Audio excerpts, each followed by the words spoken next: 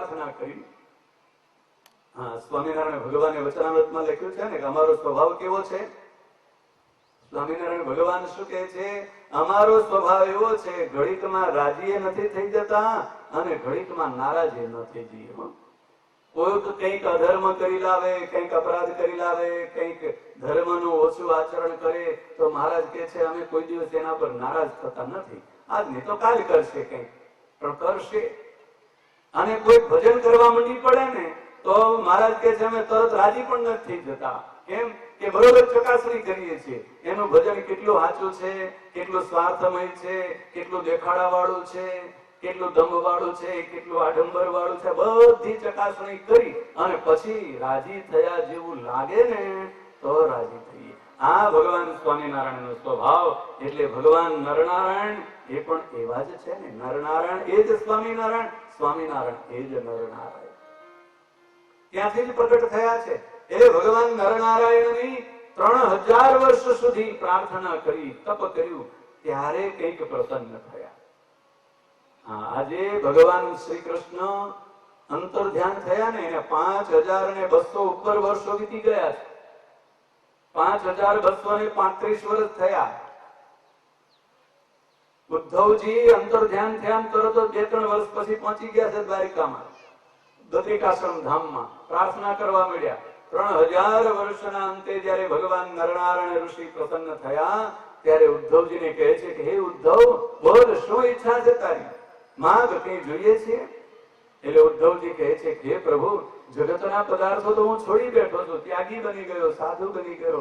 હવે નથી જોતું ક્યાંય માન, નથી સન્માન, નથી ધન સંપત્તિ, કુટુંબ પરિવાર કઈ નથી. અને તમારો આશ્રય છે, તમે મળ્યા છો એટલે મોક્ષ તો મળવાનો, પણ તમારી આજ્ઞાનું પાલન થઈ શકતું નથી. તમે જે આજ્ઞા કરી છે તમારા સ્વરૂપને જગતને ઓળખાવાનું છે, એ ઓળખાવવું કેમ? મારી તો શક્તિ નથી, કંઈક કૃપા કરો. અને ભગવાન નરનારાયણે કંઈક કૃપા કરવાનો જ્યાં સંકલ્પ કર્યો ને, એટલે જેમ પેલા ચક્રવર્તી સમ્રાટની સભા ભરાઈને બેઠી હોય ને, જોઈ છે ને સભાના દ્રશ્યો જોયા હોય ને, અને એ ચક્રવર્તી સમ્રાટની સભા ભરાઈને બેઠી હોય, કેટલાક મોટા મોટા એમાં રાજાઓ પણ બેઠા હોય, કેટલાક મોટા મોટા, કેટલાક સુબાઓ બેઠા હોય, કેટલાક મોટા મોટા સેનાપતિઓ બેઠા હોય, સૈનિકો બેઠા હોય.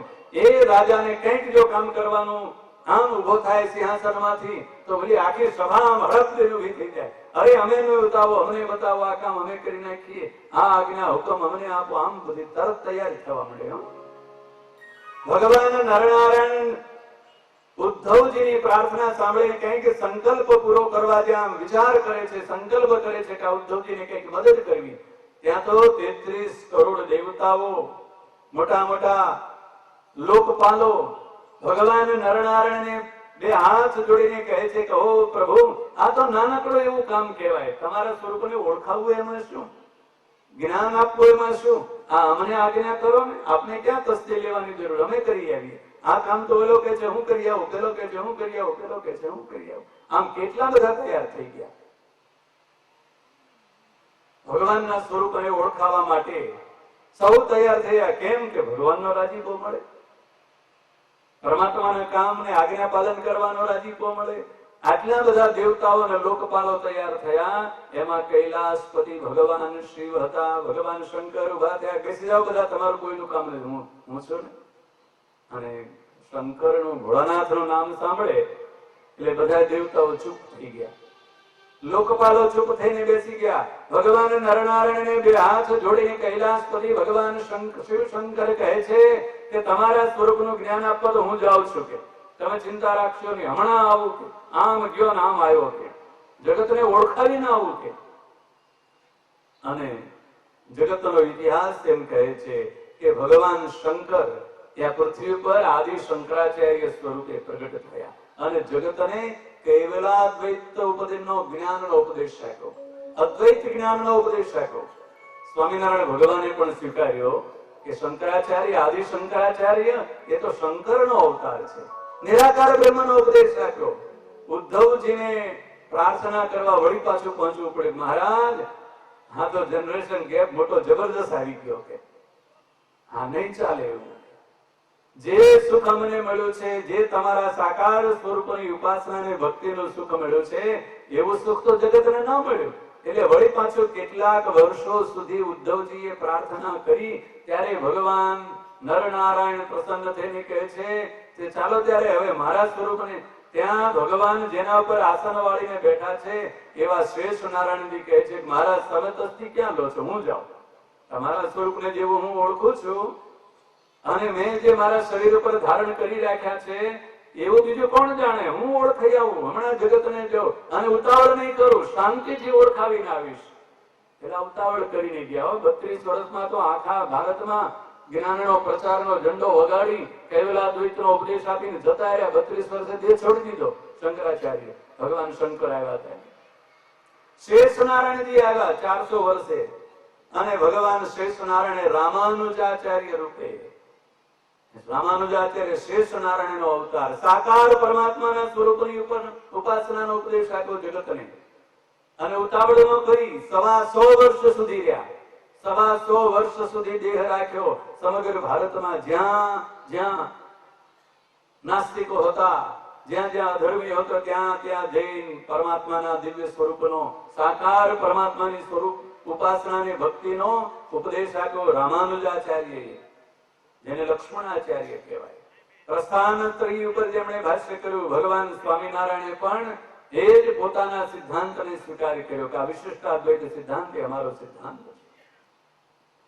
રામાનુજાચાર્ય એવા 125 વર્ષ સુધી પૃથ્વી પર રહ્યા, પણ ઉદ્ધવજીને હજી ભગવાન નરનારાયણને પ્રાર્થના કરવાનું બંધ નહોતું. પ્રભુ, તમારા સ્વરૂપનો જે સાક્ષાત્કાર થાય અને જગતના જીવને જે સુખ અને આનંદ મળે એવો આનંદ મળતો નથી. પ્રભુ, એ તો બધું નકલી, નકલ, અને નકલમાં ક્યાંય અક્કલ હોય નહીં. એટલે પ્રભુ, તમારા સ્વરૂપનું જ્ઞાન તો જગતને તમારા સ્વરૂપથી જ મળે. અને ઉદ્ધવજીએ પરમાત્માને આજીજી કરી, પ્રાર્થના કરી. 5000 વર્ષ સુધી પ્રાર્થના ચાલતી ને ચાલતી રહી. ત્યારે 5000 વર્ષના અંતે એ ભગવાન પુરુષોત્તમ નારાયણે સ્વયં પ્રગટ થવાનો સંકલ્પ કર્યો. સુરત નામના મહામુનિ પ્રતાપસિંહ રાજાને કહે છે કે હે અનંત કોટી બ્રહ્માંડના અધિપતિ ભગવાન પુરુષોત્તમ નારાયણે ઉદ્ધવજીની 5000 વર્ષ સુધીની પ્રાર્થના અને પોતાની જે આપેલી આજ્ઞા એનું પાલન થઈ શકતું નથી. એ અવતાર કાર્યને પરિપૂર્ણ કરવા માટેની જે આજ્ઞા એને પૂર્ણ કરવા માટે સ્વયં પરમાત્માએ સંકલ્પ કર્યો કે મારે જ વળી પાછો મનુષ્ય દેહ ધારણ કરવો પડશે અને ધર્મની ધજા ફરકાવવાની છે. હવે મનુષ્ય જન્મ ધારણ કરવો છે એટલે કંઈક નિમિત્ત તો ઉભું કરવું પડે. મનુષ્ય જન્મ ધારણ કરવાનો સંકલ્પ કર્યો અને પરમાત્માએ સંકલ્પ કરતાની સાથે જ બધા નિમિત્તો થયા ઉભા. ઉપનિષદો એવું કહે છે, વેદો એમ કહે છે, તદૈક્ષત બહુશ્યામ પ્રજાયેય. એ પરમાત્માએ સંકલ્પ કર્યો અને કરોડ કરોડ બ્રહ્માંડોની ઉત્પત્તિ થઈ, કરોડ કરોડ બ્રહ્માંડોની સ્થિતિ, કરોડે કરોડ બ્રહ્માંડોનો પ્રલય એ પરમાત્માના સંકલ્પ માત્રથી થાય છે.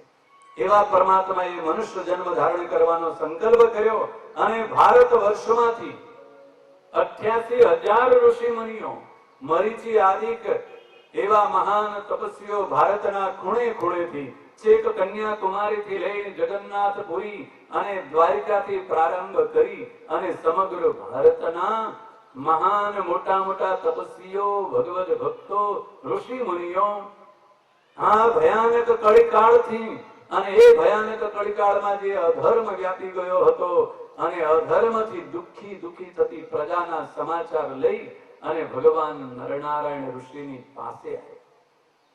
બદ્રિકાશ્રમ ધામમાં ભગવાન નરનારાયણ ઋષિને નિવેદન કરવા આવ્યા છે કે પ્રભુ, તમારી પ્રજા, ભારત વર્ષની પ્રજા, તમે ભરતખંડના રાજા ધ્યાજ, ભરતખંડમાં જે કોઈ મનુષ્યનો જન્મ મળે એને આત્યંતિક મોક્ષ અપાવવા માટે તમે જે તપ કરો છો એ તમારી પ્રજા, એ ભારત વર્ષની પ્રજા જે દુઃખી છે, કેવી દુઃખી છે, જે રક્ષકો છે ને એ જ ભક્ષકો બની ગયા છે.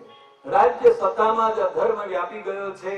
ધર્મની ધજા ફરકાવનારા જ અધર્મનું આચરણ કરે છે. કોઈ ભેગ ધારણ કરનારા એ જ અધર્મનું આચરણ કરે છે અને ધર્મના સ્થાનકોમાં ભયાનક અધર્મ થાય છે. ધર્મના નામે જીવ હિંસા થાય છે, યજ્ઞના નામે માંસ મદિરાનું ભક્ષણ થાય છે. આવો ભયાનક અધર્મ કળિકાળમાં આ પૃથ્વી પર વ્યાપી ગયો છે. એનાથી હે પ્રભુ, તમારા આશ્રિત એવા અમે સૌ તમારા ભક્તોને બહુ જ દુઃખ અને વેદના થાય છે. ક્યાંય સાચી ભગવાનની ભક્તિ થતી નથી, ક્યાંય સાચી ભગવાનની ઉપાસના ટકી નથી. બધે જ દંભ અને આડંબરે સામ્રાજ્ય વ્યાપી લીધું છે. જ્યાં જો ત્યાં દંભ અને આડંબરના કારણે ઉપાસના એ પણ અવળા માર્ગે વળી ગઈ છે. ઉપાસના શુદ્ધ રહી નથી, ભગવાનની ભક્તિ પણ શુદ્ધ રહી નથી. એટલે હે પ્રભુ, તમે કંઈક અમારા ઉપર કૃપા કરો. આમ ભગવાન નરનારાયણને પ્રાર્થના કરવા માટે આવેલા 88,000 ઋષિ મુનિઓમાં સૌથી વયોવૃદ્ધ જ્ઞાનવૃદ્ધ એવા મરીચી નામના ઋષિ હતા. એ મરીચી નામના ઋષિને આગળ કર્યા. અમારા સૌના વતી તમે એક ભગવાન નરનારાયણને પ્રાર્થના કરો. ભગવાન નરનારાયણ ઋષિ એ અલકનંદા ગંગાના પવિત્ર નીરમાં પ્રાતઃ કાળમાં બ્રાહ્મ મુહૂર્તમાં સ્નાન કરી અને વિશાળા નામની બોરડીનું વૃક્ષ, એ વિશાળા નામની બોરડીના વૃક્ષ નીચે નિત્ય કર્મ કરવા, પોતાનું પ્રાતઃ કર્મ, નિત્ય કર્મ પૂજા કરતા હતા, સ્વ સ્વરૂપનું ધ્યાન કરતા હતા. ત્યારે આટલા બધા ઋષિ મુનિઓ આવી ગયા. ભગવાન નરનારાયણના દર્શન કરે, સાષ્ટાંગ દંડવત પ્રણામ કરી અને સૌ શાંત ચિત્તે ભગવાન નરનારાયણની સન્મુખ બેસી ગયા છે. પણ એ વિશાળા નામની બોરડી, એનું નામ જ વિશાળા છે ને, એવો ગુણ છે. જેટલા માણસો આવે ને એ બધાને એમાં સમાવી લે છે. 50 માણસો આવીને બેઠા હોય ને તો એ વિશાળા બોરડીના વૃક્ષનો છાંયો 50 માણસો બેસે એટલો વિસ્તરે, અને એ જ બોરડીના છાંયે લાખ માણસો આવીને બેસે ને તો એ બોરડીનો છાંયો તરત જ લાખ માણસોને સમાવી દે એટલો વિસ્તાર પામે. એટલે એનું નામ છે વિશાલા. આપણે તો મંડપ રચ્યો હોય, નક્કી હોય કે આમાં 1000 માણસો બેસશે. 1000 ને બદલે જો 2000 આવે ને તો અફડા તફડી થઈ જાય, ધક્કાધક્કી થઈ જાય, બહાર ભીડો થઈ જાય. એ વધે નહીં મંડપ. એના માટે બહુ મહેનત કરવી પડે. પણ આ વિશાળા નામની બોરડી, ભગવાન જ્યાં નરનારાયણ ઋષિ તપ કરે છે, 88,000 ઋષિ મુનિઓ આવ્યા.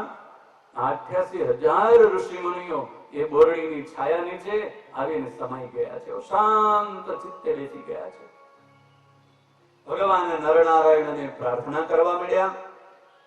આટલા બધા ઋષિ મુનિઓ આ ધર્મારણ્ય ક્ષેત્રમાં ધર્મ ઋષિના આશ્રમમાં નરનારાયણ પ્રભુના દર્શન કરવા આવ્યા છે. એટલે પરમાત્માના માતા પિતા ધર્મ અને મૂર્તિને સમાચાર મળ્યા. દૂર છે એમનું ગામ. મૂર્તિ દેવીનું સ્થાન જોયું છે ને, બદ્રિકાશ્રમના દર્શન કરવા ગયા છે બદ્રીનાથના. તો ભગવાન નરનારાયણનું મંદિર નદીના સામા કિનારે દૂર મૂર્તિ દેવીનું મંદિર છે. ત્યાં ધર્મ અને મૂર્તિ દેવી રહેતા હતા. એમને સમાચાર મળ્યા કે ભગવાન નરનારાયણના દર્શન કરવા આવા મોટા મોટા મહાન તપસ્વી ઋષિ મહાત્માઓ આવ્યા છે. ચાલો ને આવા સંત પુરુષોના દર્શન આપણને થઈ જાય. આપણે તો ગ્રહસ્થ કહેવાઈએ ને.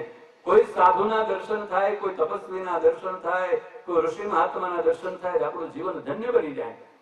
આ સમાચાર સાંભળીને ધર્મ અને મૂર્તિ પણ આશ્રમમાં આવ્યા. જ્યાં ધર્મ અને મૂર્તિ આવ્યા એટલે પરમાત્માના માતા પિતા આવ્યા, પોતાના માતા પિતા આવ્યા છે. એટલે ભગવાન નર અને નારાયણ ઉભા થઈ અને માતા પિતાનું સ્વાગત કર્યું, સન્માન કર્યું. અને ભગવાન નરનારાયણ ઉભા થયા એટલે 88,000 ઋષિ મુનિઓએ ઉભા થઈને ભગવાનના માતા પિતા ધર્મ અને મૂર્તિનું સ્વાગત અને સન્માન કર્યું. નર ભગવાને માતા પિતાને દર્ભનું આસન પાથરી આપ્યું અને એના ઉપર બેસાડેલા એક બાજુ ધર્મ અને મૂર્તિ દેવી બેઠા છે, સામે બાજુ 88,000 ઋષિ મુનિઓ બેઠા અને ભગવાન નર અને નારાયણ. આટલા બધા ઋષિ મુનિઓ આવ્યા છે એનું જે કારણ છે, કેમ આવ્યા છે એ કારણ જે એમણે પ્રાર્થના કરી, વિનંતી કરી, એ વિનંતીને પ્રાર્થના ધર્મ અને માતા પિતાને કહેવા મળ્યા છે. માતા પિતા જો આટલા બધા મોટા મોટા ઋષિ મહાત્માઓ આવ્યા છે, આ કેવા મોટા તપસ્વીઓ છે. આ મરીચી નામના ઋષિ, આ સતાતપ નામના ઋષિ, આ ગૌતમ નામના ઋષિ, આ ભરદ્વાજ નામના ઋષિ, આ પરાશર નામના ઋષિ, આવા મોટા મોટા ઋષિ મહાત્માઓના નામ દઈ દઈ અને ભગવાન નારાયણ પોતાના માતા પિતાને એનો પરિચય કરાવે છે. નામ આવવાનું હોય ને, આપણું નામ હમણાં આવશે, એમાં ભગવાનના મુખે નામ બોલાતું હોય, આ જગતના જીવાત્માને કેટલો હર્ષ અને આનંદ વાપી જાય, ઉમળકો આવી જાય, આમ ગાત્રો પુલકિત થઈ જાય. એટલે શાંતિથી સાંભળે, ક્યાંક ઉતાવળમાં જતું ન રહે. એટલે 88,000 ઋષિ મુનિઓ બેઠા છે. મંદ મંદ મધુર સ્વરે ભગવાન નારાયણ ઋષિ આ ઋષિ મુનિઓનો પરિચય પોતાના માતા પિતાને આપે છે. એટલે આ બધા જ ઋષિ મુનિઓ શાંત ચિત્તે સાંભળે છે કે હમણાં મારું નામ આવશે અને ભગવાન મારા ઉપર પ્રસન્ન થઈ અને મારું નામ દઈને સંબોધન કરશે કે આ ભરદ્વાજ ઋષિ છે, આ ગૌતમ ઋષિ છે, આ સતાતપ ઋષિ છે. એમ બધા જ ઋષિ મુનિઓના નામ આવવા મળ્યા અને એવી શાંતિ વ્યાપી ગઈ હતી, એવી નીરવ શાંતિ વ્યાપી ગઈ. આમ જાણે આખી સભા સન્નાટો છવાઈ ગયો છે. કાંકણી પડે ને અવાજ સંભળાય. આપણી જેમ કોઈ આઢાવડા ડાપોડિયા નહોતા મારતા. એક ચિત્તે ભગવાન નારાયણ ઋષિના મુખમાંથી જે અમૃતમય વચનો નો પ્રવાહ ચાલતો હતો એને સાંભળવામાં તન્મય બની ગયા હતા. સુરત નામના મહામુનિ પ્રતાપસિંહ રાજાને કહે છે કે આ સમાચાર આખી ત્રિલોકીમાં વ્યાપી ગયા. 88,000 ઋષિ મુનિઓ ભગવાન નરનારાયણ ઋષિના દર્શન કરવા આવ્યા છે અને ભગવાન નરનારાયણ ઋષિ આ બધા જ તપસ્વીઓને, આ ઋષિ મહાત્માઓને પોતાના તપમાંથી નિવૃત્તિ લઈ અને મળે છે અને સૌની વાત સાંભળે છે. ઓ આવા તપસ્વી આપણી વાત સાંભળે છે, ચાલો આપણે દર્શન કરવા જઈએ. મળતા નથી અને મળવાનો સમય મળ્યો છે, સૌને મળે છે તો આપણને મળશે, આપણને પણ દર્શન થઈ જશે. આવી આશાથી ત્રિલોકીના મોટા મોટા દેવતાઓ, કેટલાક મોટા મોટા યોગીઓ, મહાન તપસ્વીઓ, સમાધિનિષ્ઠો પણ સમાધિમાં ખબર પડી કે ભગવાન નરનારાયણના દર્શન થયા છે. ભગવાન નરનારાયણ ઋષિ દયા કરી, કરુણા કરી અને દર્શન આપે છે.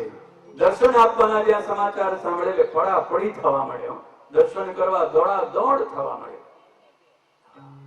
હમણાં જ પ્રબોધિની એકાદશીના દિવસે રાત્રે 4 વાગે જાહેરાત થઈ કે રંગમહલમાં ઘનશ્યામ મહારાજના સ્વરૂપના દર્શન બહેનોને થવાના છે. રાત્રે 4 વાગે જાહેરાત થઈ અને ઘડીક વારમાં તો જુઓ 2000 બહેનો ઉમટી પડ્યા. સવારના 6 વાગતા સુધીમાં તો ચોક ભરાઈ ગયો. નકરા બહેનોનો ઢગલો. 2000 બહેનો રંગમહલના ઘનશ્યામ મહારાજના દર્શન. સમાચાર સાંભળ્યા, હાજર ખબર એ નહોતી કોઈને. રાતે 2 વાગે 4 વાગે જાહેરાત થઈ કે દર્શન કરવાની અહીંયા રજા મળશે. ઘનશ્યામ મહારાજ પ્રભુએ દયા કરી છે, બહેનોને દર્શન આપવાના છે. નહીં તો કોઈ દિવસ બહેનોને દર્શન ઘનશ્યામ મહારાજના થાય નહીં.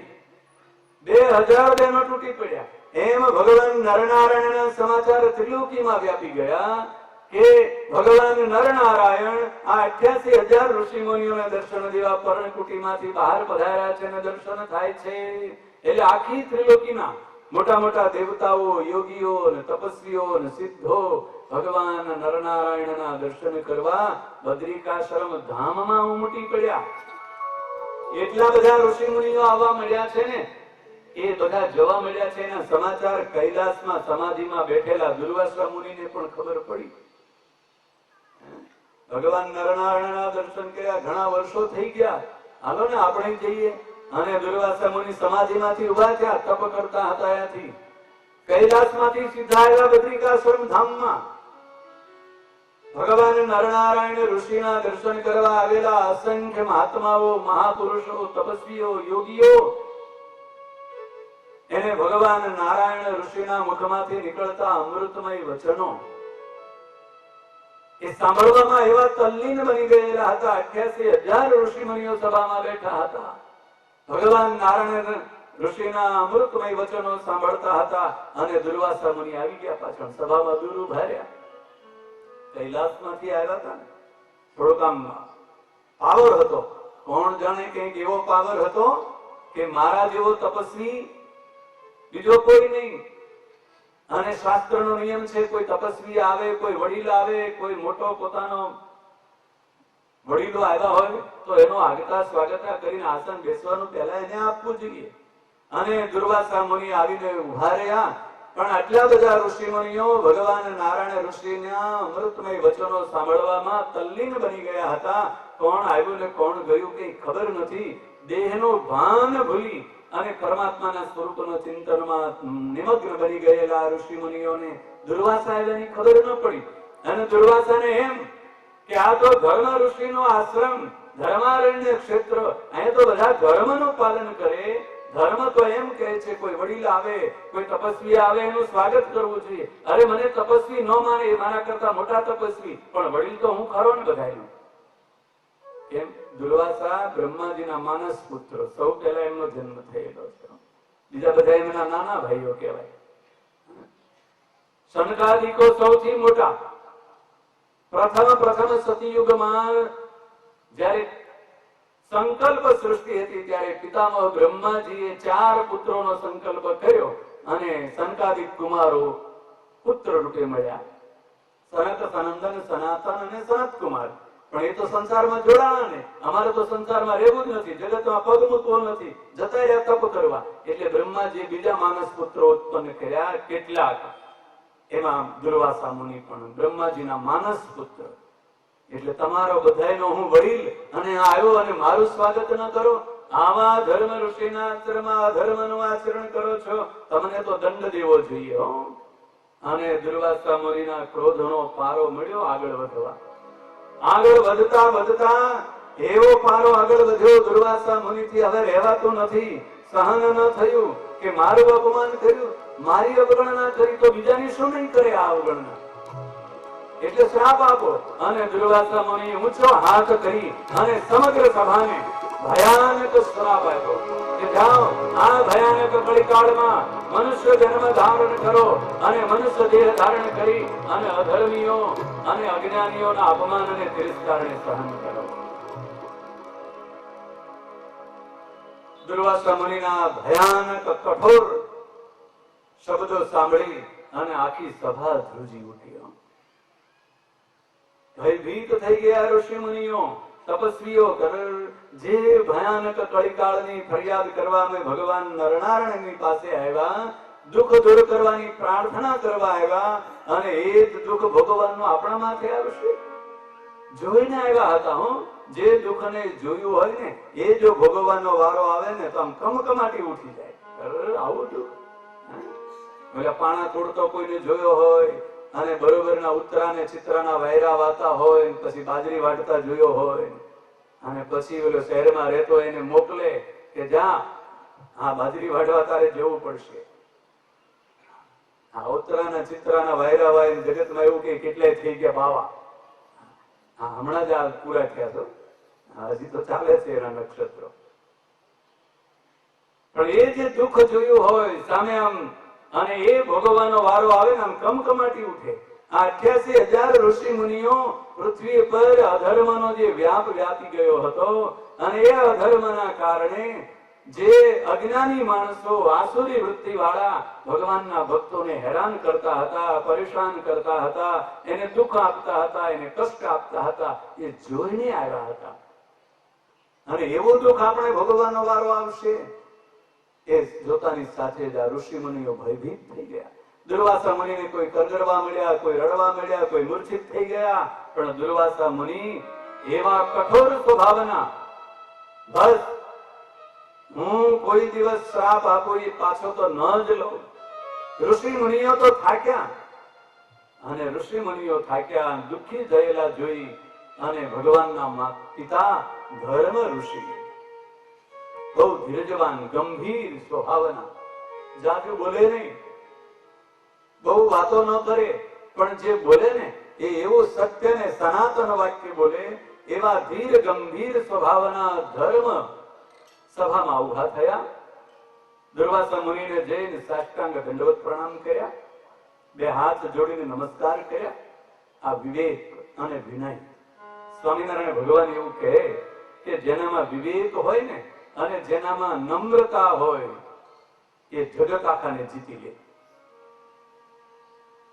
નમ્રતા અને વિવેક બે એવો મહાન ગુણ છે. માર કરતો શત્રુ આવ્યો હોય ને એ પણ પદમાં પડે. સ્વામિનારાયણ ભગવાને મુક્તાનંદ સ્વામીનું નામ દીધું કે આ મુક્તાનંદ સ્વામી, એના જેવો વિવેક છે ને, એના જેવી નમ્રતા છે ને, હાથમાં ઉઘાડી તલવાર લઈને શત્રુ ગળું કાપી નાખવા આવતો હોય પણ જો મુક્તાનંદ સ્વામી સામે આવે તો શસ્ત્ર હાથમાંથી ફેંકી દઈને પદમાં પડે. અને આવું બન્યું. ભગવાન સહજાનંદ સ્વામીએ અમદાવાદમાં ઘણો બધો પ્રતાપ બતાવ્યો અને અમદાવાદ શહેરમાં પેલા ભદ્રના કિલ્લાનો પ્રસંગ બન્યો અને કેટલાક ખાખી બાવાઓને આ પ્રસંગ પછી તો સ્વામિનારાયણ ભગવાનને મારી નાખવાના ષડયંત્રો રચવા માંડ્યા. એમાં એક ખાખી બાવાનું 50-60 જણાનું ટોળું સ્વામિનારાયણ ક્યાં ગયા છે, જીવતા જ ન રહેવા દી, મારી જ નાખીએ. પણ સ્વામિનારાયણ ભગવાન તો જેતલપુર ને દબાણ થી વડતાલ થી દક્ષિણ ગુજરાતમાં જતા રહ્યા છે. વાહે દોડ્યા. આ 50-60 જણાનું ટોળું વાહે દોડ્યું. દોડતું પહોંચ્યું જેતલપુરમાં. ત્યાં સમાચાર મળ્યા કે એ સ્વામિનારાયણના સૌથી મોટા સંત મુક્તાનંદ અહીંયા છે. એટલે એમાંથી ખાખી બધા બાવાઓ હતા ને, એને એમ થયું કે લાવ ને પેલા એનો ખોડો કાઢી નાખીએ, પેલા એને મારી નાખીએ. એ મુક્તાનંદના કારણે સ્વામિનારાયણ અમદાવાદમાં આવવા માંડ્યા છે કે આ મુક્તાનંદે અહીં બધો એનો પ્રચાર કર્યો છે, મુક્તાનંદે મારો. એટલે 50-60 નું ટોળું સીધું જેતલપુર મંદિરમાં ઘેર્યું. અને મુક્તાનંદ સ્વામી તો એ વખતે બરોબર કે ભગવાનની સેવામાં આમથી તેમ આટા મારતા હતા. કોઈકે સમાચાર આપ્યા કે ઓલા ખાખી બાવાઓ હથિયારધારી ત્રિશૂળ ને ભાલા અને જમૈયા લઈને આવ્યા છે અને મારી નાખવા છે એવું કહે છે મુક્તાનંદ સ્વામી કહે છે એમ આવવા દો. જ્યાં દરવાજામાં બેઠા એટલે મુક્તાનંદ સ્વામી દોડીને સામે ગયા. સામે જેની પેલા ખાખી બાવાઓ હતા ને એને સીધા સાષ્ટાંગ દંડવત પ્રણામ કરવા માંડ્યા. સાષ્ટાંગ દંડવત પ્રણામ કરતા કરતા કહે છે કે ઓહો આવો તમે તો ધર્મરાજાના દૂતો, સારું થયું તમે આવ્યા. હે, આપણને ધર્મરાજાના દૂતો કીધા. ધર્મરાજાના દૂતો તમે આવ્યા તો સારું થયું, અમારું જીવન ધન્ય બની ગયું. કે નહીતર તો અમે હેરાન થવાના હતા. એટલે પેલા એમ થયું કે આ ઓલા લોકોનો કોઈ શત્રુ તો નથી ને, આપણો માણસ લાગે છે.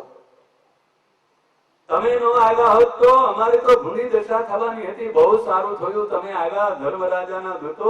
તમારી તો જગતમાં સર્વત્ર માન સન્માન ને સત્કાર થાય. તમે તો ક્યાંયથી ખાલી હાથે પાછે ન વળો. સાષ્ટાંગ દંડવત પ્રણામ કરી અને બધાને સભામાં આવી ઊંચા આસને બેસાડ્યા, તિલક કર્યું, ચાંદલો કર્યો, પૂજા કરીને હાર પહેરાવ્યા. પેલા તો ભૂલી જ ગયા મુક્તાનંદ કોણ છે તો ઓળખાવો. આ મુક્તાનંદ સ્વામી કરે. આવ્યા મુક્તાનંદ સ્વામીને મારી નાખવા. પૂછવાનું ભૂલી ગયા. માન સન્માન મળે એટલે માણસ પોતાના ઈરાદાને ભૂલી જાય, જ્ઞાનને ભૂલી જાય. સન્માન મળે, સત્કાર મળે, યશ મળે, કીર્તિ મળે એટલે પોતાની ઓકાત ભૂલાઈ જાય. હું કોણ છું એ ભૂલી જાય, હું શું કરવા આવ્યો છે એ ભૂલાઈ જાય. વખાણ અને પ્રશંસાના પંપ લાગવા મળે ને એટલે આ જગતનો માણસ પેલો જેમ ફુગ્ગો ફૂલે એમ ફૂલાય અને પછી કાહો તૂટે. હવે કાહો તો નથી, બટન તૂટે, બટન ગયા તો ચેન પોળી થઈ જાય. આવું થાય. આ વખાણ થવા મળે, વખાણ અને પ્રશંસા થાય. વખાણ અને પ્રશંસામાં લેવાનું, કાહો તૂટી, બટન તૂટ્યા ને ચેનો પોળી થઈ ગઈ, સમજવાનું કે એનું આવી ગયું, એની અધોગતિ થાય. વખાણ જેને સારા લાગતા હોય, પ્રશંસા જેને સારી લાગતી હોય એનું આવું થાય. તમે તો દાદા ખાચર જેવા લે. ઘણા આવું બોલે. એટલે દાદા ખાચર નો એક બગલના વાળ જેવા થવાની તાકાત ન હોય અને એમ કેવડાવે. અને પછી ઘણા એમ કે હો ફલાણા તો મુક્તાનંદ સ્વામી જેવા, ઓલા તો ગોપાળાનંદ સ્વામી જેવા. હવે એમાંનું કઈ એક આમ તલ ભારે કઈ ગુણ ન હોય અને મુક્તાનંદ સ્વામી ને ગોપાળાનંદ સ્વામી ની ઉપમા મળે એટલે પેલાને આમ કાહો તૂટવા મળે કે હા કઈક હો તો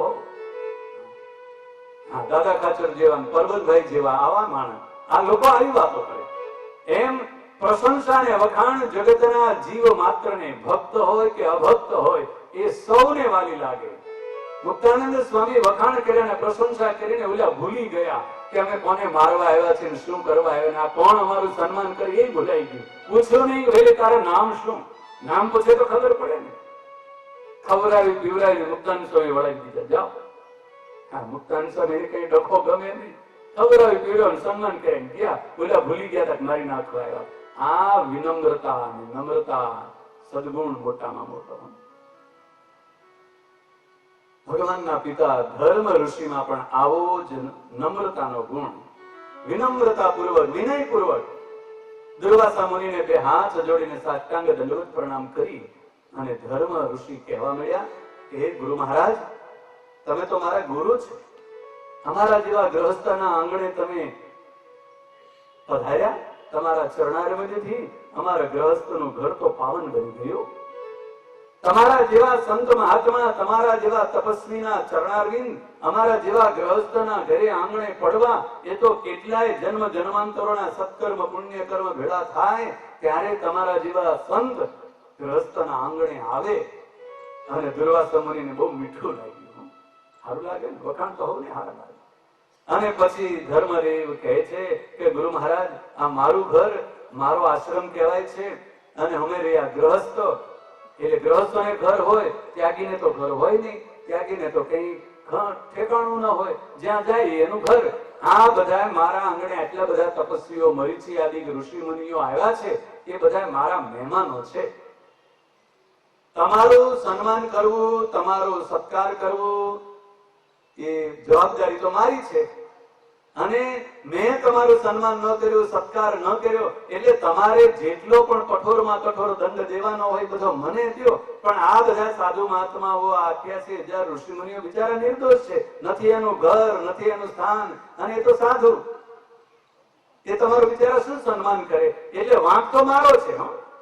ધર્મ ઋષિ શું કહે છે કે હે દુર્વાસા મુનિ, તમારું સન્માન ન થયું, તમારો સત્કાર ન થયો, એ બધો વાંક અને દોષ માત્ર મારો છે. એટલે મને એકલાને તમારે જેટલો કઠોર દંડ દેવો એટલો દ્યો, પણ આ ઋષિ મુનિઓને છોડો, એને દંડ ન આપો.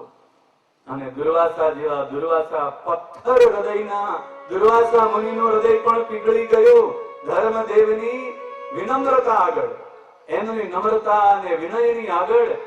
દુર્વાસા મુનિ કહેવા માંડ્યા કે હું જગતમાં પ્રસિદ્ધ છું, કોઈ દિવસ એક વખત શ્રાપ આપું એમાં કોઈ ફેરફાર કરતો નથી, મારું બોલેલું વચન ખોટું નહીં પડે. પણ તમારા વાતને સાંભળીને મારા હૃદયમાં કંઈક વિચાર આવ્યો છે, જાઓ અનુગ્રહ કરું છું, શ્રાપના ભેળો ભેળો આશીર્વાદ આપી દઉં છું કે હે ધર્મ, આખી સભાને શ્રાપ થયો છે, એટલે તમારે મનુષ્ય દેહ ધારણ કરવો પડશે. અને આ તમારા પુત્ર ભગવાન પુરુષોત્તમ નારાયણ, નરનારાયણ મહાપ્રભુ, એ તમારા પુત્ર થશે. અને એના દર્શન અને સમાગમ કરવાથી મારા શ્રાપનો છુટકારો. આટલો અનુગ્રહ કરી અને દુર્વાસા મુનિ ત્યાંથી ચાલી ગયા. સુરત નામના મહામુનિ પ્રતાપસિંહ રાજાને કહે છે, દુર્વાસા મુનિના શ્રાપને નિમિત્ત બનાવ્યો. ઋષિ મુનિઓ અને ધર્મ હજી તો ભયભીત છે કે શ્રાપની નિવૃત્તિ તો થઈ નહીં, મનુષ્ય જન્મ લેવો પડશે, અધર્મીઓના અપમાન અને તિરસ્કાર સહન કરવા પડશે, માર ખાવો પડશે. એટલે દુઃખી દુઃખી બની ગયેલા ઋષિ મુનિઓને સાંત્વના આપવા માટે ભગવાન નરનારાયણ ઋષિ કહે છે કે હે મહાત્માઓ, હે મહાપુરુષો, તમે ચિંતા ન કરતા. આ અમારો જે શ્રાપ છે ને, એ શ્રાપ તો આ દુર્વાસા મુનિનો જે શ્રાપ છે એ તો અમારી ઈચ્છાથી થયો છે. આ દુર્વાસા મુનિના શ્રાપને જો મિથ્યા કરવો હોય ને ખોટો કરવો હોય ને તો ભગવાન નારાયણ ઋષિ કહે છે અમે સમર્થ છીએ. એ આમ ચપટી વગાડતા દુર્વાસા મુનિના શ્રાપને મિથ્યા કરી નાખીએ, પણ અમારી ઈચ્છાથી અને અમારા સંકલ્પથી શ્રાપ તમને સૌને મળ્યો છે ને, એટલે તમે ચિંતા ન કરશો, મનુષ્ય દેહ ધારણ કરો અને અમે પણ તમારી પાછળ ને પાછળ આવીશું અને તમને દુર્વાસા મુનિના શ્રાપથી છોડાવીશું. અસુરો, અધાર્મિકો, આસુરી વૃત્તિવાળા એવા અભક્તોના ત્રાસથી અને દુઃખથી પણ ભગવાન શ્રી નરનારાયણ ઋષિ કહે છે અમે છોડાવીશું, તમે ચિંતા ન કરશો. આજ મારા પિતા ધર્મ એ પ્રથમ જશે, એના પુત્ર બનીશું. અને ઉદ્ધવજીને આજ્ઞા કરી કે સૌ પ્રથમ તમારે જવાનું છે, અને તમને જે આપેલી આજ્ઞા એનું જે પાલન તમે કર્યું નથી, એ આજ્ઞાનું પાલન કરવા તમારે પ્રથમ જવાનું છે. અને તમારા જ નામથી અમે ધર્મની ધજા જગત ઉપર ફરકાવીશું. અને એ ધર્મની ધજા પૃથ્વી પર તમારા જ નામથી પ્રસિદ્ધ થશે. એ ઉદ્ધવ સંપ્રદાયનો પ્રચાર અને પ્રસાર કરવા સ્વયં અમે મનુષ્ય શરીર જન્મ ધારણ કરીશું. ભગવાન નારાયણ ઋષિના આવા વચનો સાંભળી ઋષિ મુનિઓને કંઈક હૃદયમાં સાંત્વના વળી કે ભગવાન આવવાના છે ને, બસ પરમાત્મા આવવાના છે ને, પરમાત્માના દર્શન થશે, પરમાત્માની સેવાનો અવસર મળશે, પરમાત્માની આજ્ઞા પાલન કરવાનો અવસર મળશે. એટલે પેલા આસુરી વૃત્તિ વાળા, આસુરી બુદ્ધિ વાળા એવા અસુરો જે કઈ દુઃખ આપશે, ત્રાસ આપશે, એને સહન કરી લઈશું. એ સહન કરવાની હિંમત આવી અને ભગવાન નારાયણ ઋષિ આજ્ઞા કરી એટલે 88,000 ઋષિ મુનિઓ, ઉદ્ધવાદિક મોટા મોટા તપસ્વીઓ ભગવાન નરનારાયણની આજ્ઞાથી આ પૃથ્વી ઉપર યોગ્ય એવા માતા પિતાની શોધ કરવા માંડ્યા. ક્યાં જન્મ લેવો? માતા પિતા મળવા જોઈએ ને યોગ્ય, જેનામાં ધર્મ હોય, જેનામાં ભગવાનની ભક્તિ હોય. પરમાત્માને તો આજ પણ પ્રગટ થવું છે. યુગે યુગે કહે છે ને, સંભવામી યુગે યુગે, યુગ યુગમાં એટલે વર્ષો વર્ષ, દિવસો દિવસ, દરેકે દરેક દિવસમાં ભગવાનને અવતાર ધારણ કરવો છે. એક જન્માષ્ટમીને જન્મ દિવસ નહીં, એક રામનવમીને જન્મ દિવસ નહીં, બધી તિથિઓને જન્મ દિવસ બનાવવા છે ભગવાનને. પણ ભગવાનને પ્રગટ થવા, જન્મ ધારણ કરાવવા યોગ્ય એવા માતા પિતાની ભેટો નથી થતો. એવા માતા પિતા મળે કે જ્યાં ભગવાન પ્રગટ થાય, જ્યાં ધર્મ હોય, જ્યાં ભક્તિ હોય, ત્યાં પરમાત્માનું પ્રગટ્ય થાય. પરમાત્મા ક્યાં પ્રગટ થાય? જ્યાં ધર્મનું આચરણ થતું હોય, સદ્ધર્મનું, ભાગવત ધર્મનું, અને જ્યાં પરમાત્માની એકાંતિકી ભક્તિ. કેવી ભક્તિ? પ્રપન્ન ભક્તિ, સાધન ભક્તિ નહીં, સાધ્ય ભક્તિ. નવધા ભક્તિ તો સાધન છે. શ્રવણમ, કીર્તનમ, વંદનમ, દાસ્યમ, સખ્યમ, આત્મનિવેદનમ, આ 9 પ્રકારની ભક્તિ કહેવાય છે ને. એ તો જગત આખું કરે છે, ચારે બાજુ થતી હોય, પણ એ તો સાધન ભક્તિ છે. સાધ્ય ભક્તિ તો પ્રપન્ન ભક્તિ, શરણાગતિ ભક્તિ. પરમાત્માનો શરણાગત થવું એ અતિ દુર્લભ છે. અને પરમાત્માનો શરણાગત ન થાય ત્યાં સુધી પરમાત્માને બાપ કેમ બનાવે? કોકને બાપ બનાવવો છે, બાપ બનવાની યોગ્યતા પ્રાપ્ત કરવી પડે, એવા ધર્મનું આચરણ કરવું પડે, એવી એકાંતિકી ભક્તિ પ્રાપ્ત કરવી પડે. પરમાત્માને ઉદરમાં ધારણ કરવાનું સામર્થ્ય એ ભક્તિ સિવાય ક્યાંથી આવે? એ નિષ્કપટ હૃદયના પ્રેમ સિવાય. પરમાત્માને પોતાના ઉદરમાં 9 મહિના સુધી રાખવી મૂકવાની શક્તિ અને સામર્થ્ય એ તો જેનો નિષ્કપટ હૃદય હોય અને જેને એકાંતિકી ભક્તિનો આશ્રય કર્યો હોય એના હૃદયમાં આવે ત્યારે પરમાત્મા એને માં બનાવે ને, ત્યારે પરમાત્મા એને બાપ બનાવે. ભગવાનને પ્રગટ થવું છે, પણ પ્રગટ થાય એવા માતા પિતા ની શોધ. આ અનંત ઋષિ મુનિઓ, 88,000 ઋષિ મુનિઓ પૃથ્વી પર શોધવા મળ્યા છે ક્યાં જન્મ લેવો. શાસ્ત્રના નિયમ પ્રમાણે ગીતામાં ભગવાન શ્રી કૃષ્ણ એમ કહે છે ને, સુચિનામ શ્રીમતામ ગેહે યોગ ભ્રષ્ટો વિજાયતે.